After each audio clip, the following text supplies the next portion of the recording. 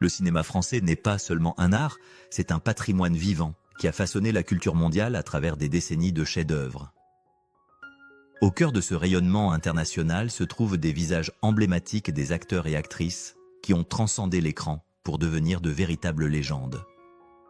Dans ce documentaire à vocation éducative, nous allons explorer l'héritage historique et la vie actuelle en cette période charnière de 2025 à 2026 des 7 plus grandes étoiles du 7e art français. Notre voyage analytique commence tout naturellement par celle qui incarne l'élégance absolue et la souveraineté cinématographique, Catherine Deneuve. Surnommée la reine éternelle du cinéma, Catherine Deneuve n'a jamais cessé d'illuminer le grand écran depuis ses débuts fulgurants dans les années 60. Aujourd'hui, bien au-delà de son 80e anniversaire, elle conserve une aura majestueuse et une autorité artistique que le temps semble incapable d'altérer. Contrairement à de nombreuses icônes de sa génération qui ont choisi de se retirer dans l'ombre pour préserver le souvenir de leur jeunesse, Deneuve maintient une présence remarquée et profondément active dans l'industrie. Son dévouement absolu au métier d'actrice offre une leçon magistrale de persévérance, de discipline et de passion pour les jeunes générations d'artistes qui l'observent. Ces dernières années, elle a prouvé une résilience humaine et professionnelle extraordinaire, surmontant des épreuves de santé avec une dignité qui force le respect universel. En 2025 et 2026, elle continue de fasciner les réalisateurs contemporains, apparaissant dans des projets d'envergure avec une vitalité surprenante.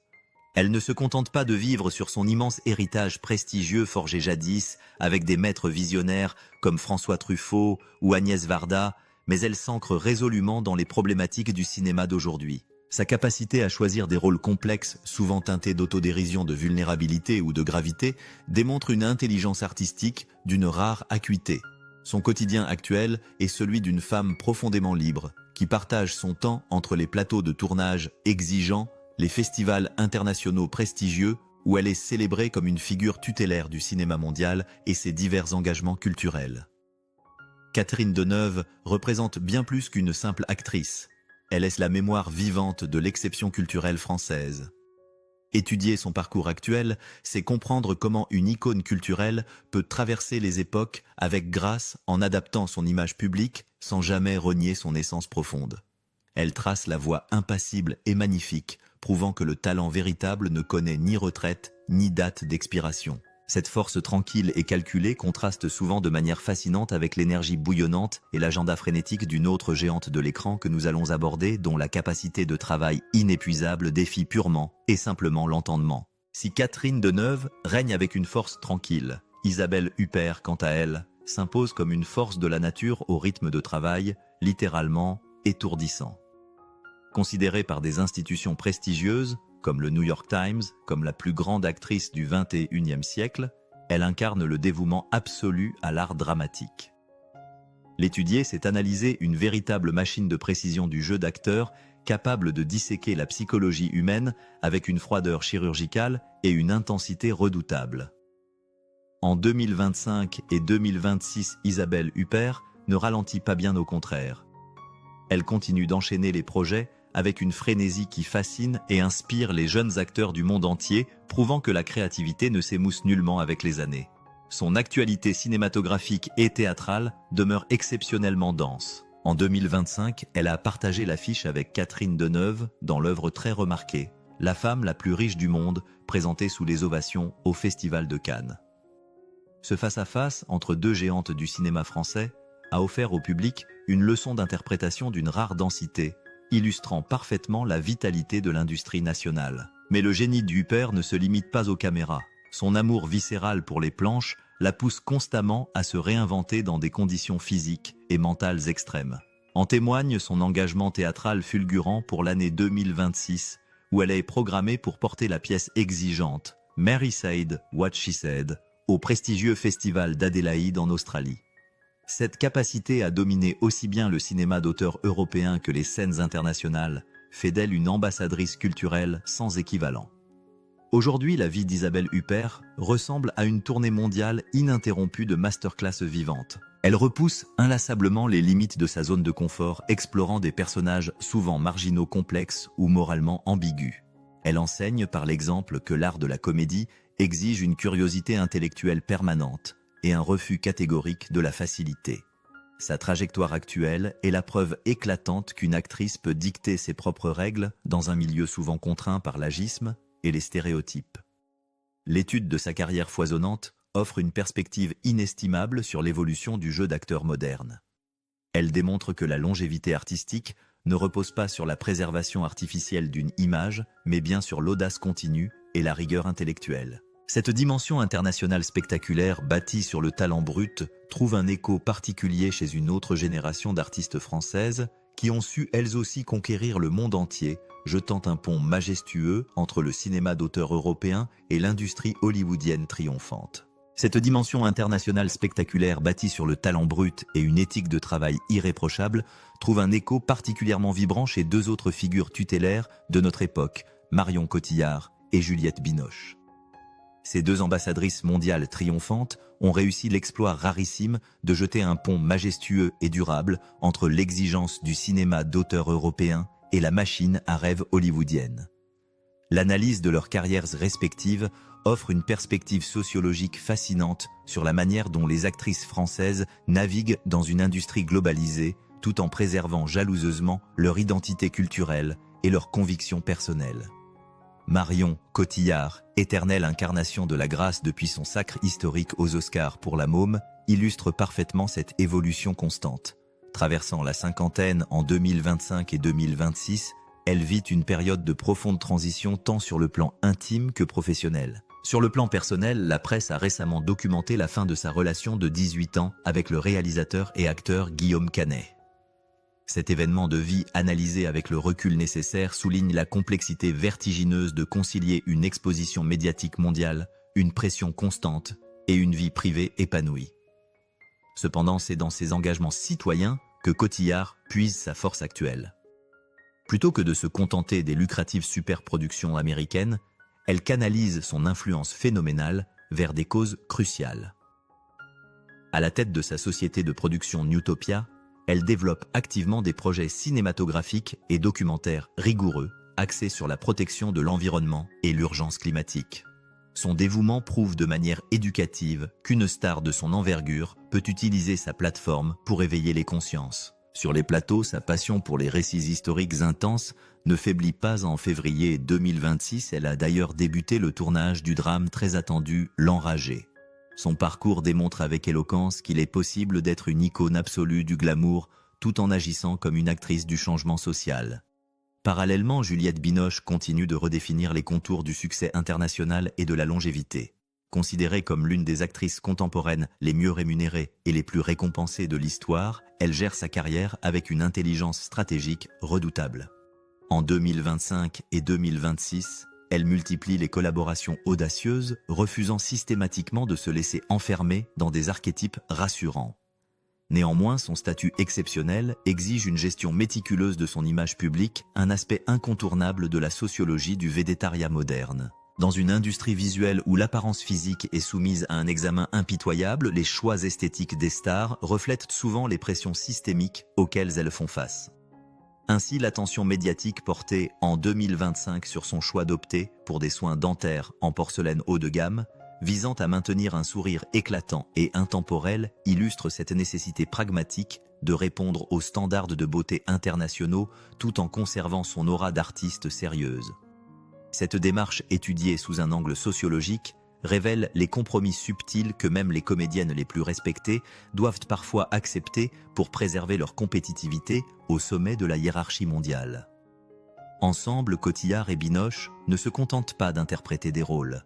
Elles redessinent activement les attentes du public envers les femmes de pouvoir dans le cinéma contemporain. Leur trajectoire fascinante ouvre naturellement la voie à de nouveaux visages, incarnant une France moderne, diverse et rayonnante portée par une figure incontournable dont l'ascension a bouleversé les codes établis de la célébrité. Parmi ces figures incontournables qui redéfinissent l'image de la France à l'étranger, Omar Sy s'impose aujourd'hui comme le symbole absolu d'une nation moderne plurielle et décomplexée. L'ascension fulgurante de cet acteur parti des banlieues parisiennes pour conquérir les collines de Hollywood constitue une étude de cas sociologique et culturel d'une richesse exceptionnelle. En cette période charnière de 2025 et 2026, il n'est plus seulement un comédien populaire, il est devenu une véritable institution, le visage français le plus reconnaissable de sa génération à l'échelle planétaire. Son triomphe initial dans le chef-d'œuvre humaniste intouchable avait déjà brisé de nombreux plafonds de verre, mais c'est avec le raz-de-marée mondial de la série Lupin qu'il a définitivement transcendé les frontières linguistiques et culturelles. En réinventant un classique de la littérature patrimoniale française sous les traits d'un gentleman cambrioleur contemporain charismatique et métissé. Omar Sy a offert au monde une nouvelle lecture vibrante de l'identité nationale. Il a prouvé avec un impact éducatif majeur que le talent pur et l'authenticité permettent de balayer les stéréotypes restrictifs qui ont longtemps pesé sur le cinéma européen. L'exportation massive de son image via les plateformes de streaming a radicalement modernisé la perception de la culture française à l'international. Cependant, ce qui rend la position actuelle d'Omar Sy si pertinente et inspirante d'un point de vue sociétal, c'est la manière dont il choisit de capitaliser stratégiquement sur ce pouvoir médiatique colossal. Loin de s'isoler dans une tour d'ivoire hollywoodienne ou de se limiter aux lucratives superproductions américaines, l'acteur démontre une volonté farouche de redonner à la communauté et de s'engager sur des terrains concrets. L'année 2026 marque d'ailleurs une étape fondamentale dans son parcours d'homme engagé, puisqu'il a été officiellement nommé ambassadeur pour les Jeux Olympiques de la jeunesse de Dakar au Sénégal. Cet engagement prestigieux n'a absolument rien d'anecdotique. Il s'agit du tout premier événement olympique organisé sur le continent africain, et la présence d'Omar Sy illustre une démarche profondément personnelle, visant à mettre en lumière ses racines ouest-africaines. Par ce rôle, il promeut activement les valeurs universelles d'inclusion de sport et d'éducation auprès de la jeunesse du continent. En endossant cette responsabilité diplomatique et sociale de premier plan, il utilise sa notoriété cinématographique mondiale comme un levier direct pour des initiatives de développement international. En analysant son parcours contemporain, les spectateurs et les étudiants en sciences sociales comprennent comment une star de l'écran peut se métamorphoser en un pont solide entre plusieurs continents, favorisant activement le dialogue interculturel et l'inspiration collective. Omar Sy montre aux jeunes générations, tout particulièrement à celles issues des quartiers défavorisés en France et aux jeunes d'Afrique, que la réussite artistique ultime peut et doit s'accompagner d'une responsabilité citoyenne profonde.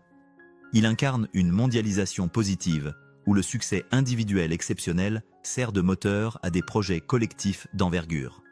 Cette capacité unique à lier le sommet de l'industrie du divertissement américain à des actions philanthropiques concrètes redéfinit totalement la fonction de l'acteur moderne au XXIe siècle.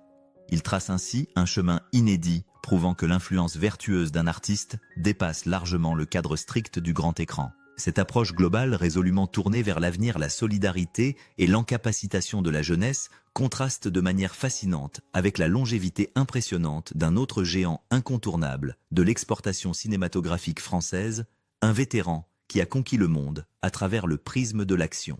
Cette approche globale résolument tournée vers l'avenir, la solidarité et l'encapacitation de la jeunesse contrastent de manière fascinante avec la longévité impressionnante d'un autre géant incontournable de l'exportation cinématographique française, un vétéran qui a conquis le monde entier à travers le prisme de l'action pure et du charisme brut, Jean Reno. L'étude approfondie de la carrière de ce comédien monumental offre une leçon captivante sur la manière dont un acteur peut s'imposer durablement comme une véritable marque mondiale, transcendant largement les barrières linguistiques et culturelles grâce à une présence physique inoubliable. En cette fin d'année 2025 et début 2026, Jean Reno incarne la quintessence du succès pérenne, démontrant que l'archétype du héros silencieux ou du mentor expérimenté possède un attrait véritablement universel. Son ascension fulgurante dans les années 1990, propulsée par des œuvres cultes du cinéma populaire français, l'a rapidement catapulté au rang de star internationale de tout premier plan. Son interprétation magistrale et nuancée du tueur à gages taiseux mais profondément humain dans le classique absolu Léon de Luc Besson a laissé une empreinte indélébile sur la culture pop mondiale, redéfinissant les standards du film d'action émotionnel. Aujourd'hui, alors qu'il approche de la barre symbolique des 80 ans, l'actualité professionnelle de Jean Reno prouve de manière éclatante qu'il n'envisage aucunement de prendre une retraite dorée. Loin de s'éloigner des plateaux de tournage exigeants, il continue de nourrir une passion dévorante et inaltérable pour son métier de comédien. prouvant aux jeunes générations que l'amour de l'art dramatique ne connaît aucune limite d'âge. Son éthique de travail rigoureuse, associée à un professionnalisme légendaire, force le respect de toute l'industrie cinématographique internationale. En 2025, il a d'ailleurs confirmé son statut de vedette transatlantique en figurant au casting d'un projet cinématographique d'envergure dont la sortie très attendue était programmée pour la fin de cette même année. Dans ce nouveau long-métrage, il partage l'affiche prestigieuse avec une autre véritable légende vivante d'Hollywood, l'acteur américain Dustin Hoffman. Cette collaboration exceptionnelle entre deux monstres sacrés du 7e art, l'un européen, l'autre américain, illustre de manière parfaite la capacité unique de Jean Reno à dialoguer d'égal à égal avec les plus grandes icônes du cinéma mondial. L'analyse de sa trajectoire contemporaine permet aux spectateurs de saisir la complexité fascinante du maintien d'une carrière internationale sur plusieurs décennies. Jean Reno a su, avec une intelligence stratégique rare, naviguer avec succès entre de colossales superproductions américaines à gros budget, des comédies populaires françaises grand public et des projets européens beaucoup plus intimistes. Sa filmographie éclectique témoigne d'une polyvalence remarquable et d'un refus catégorique de se laisser enfermer dans un registre unique.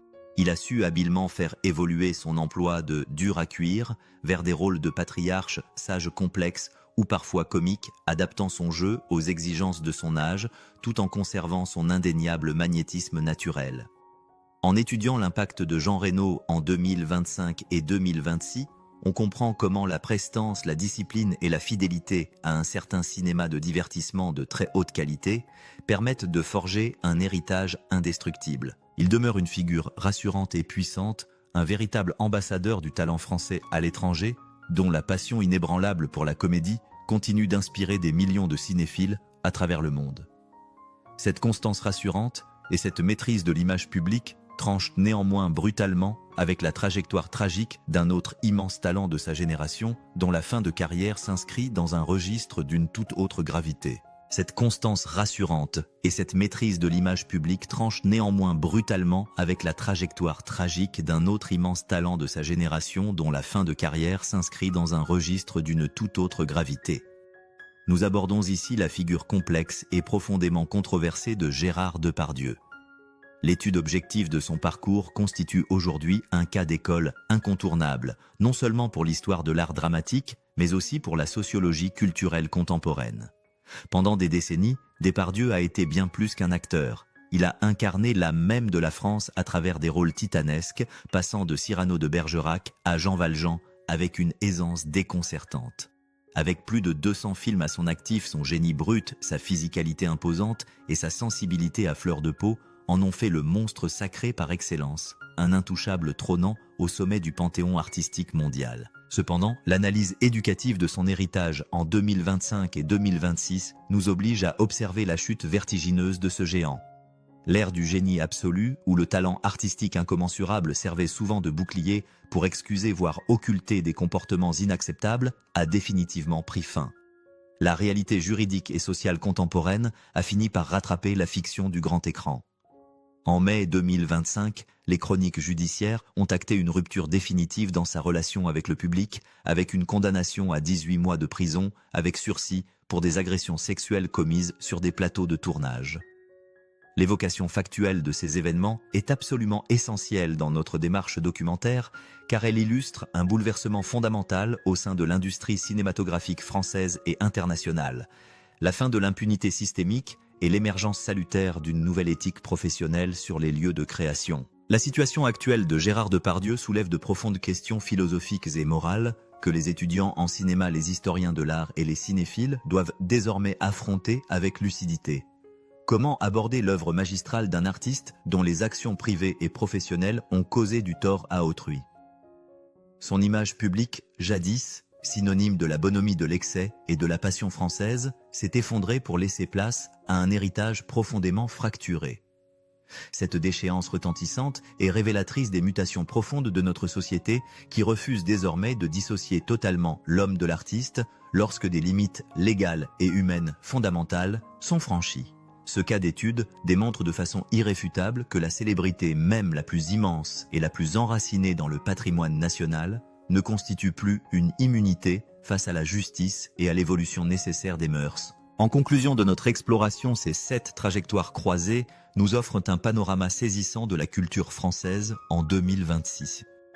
De la majesté inébranlable de Catherine Deneuve à la chute tragique de Depardieu, en passant par l'engagement diplomatique d'Omar Sy, la rigueur de travail d'Isabelle Huppert, la constance universelle de Jean Reno et l'intelligence stratégique de Cotillard et Binoche, nous observons une industrie en pleine métamorphose. Le cinéma n'est pas un art figé. Il est le miroir vibrant de notre époque, reflétant nos idéaux les plus nobles comme nos remises en question les plus douloureuses. L'effondrement d'une figure patriarcale traditionnelle contraste symboliquement avec l'ascension de modèles modernes et responsables.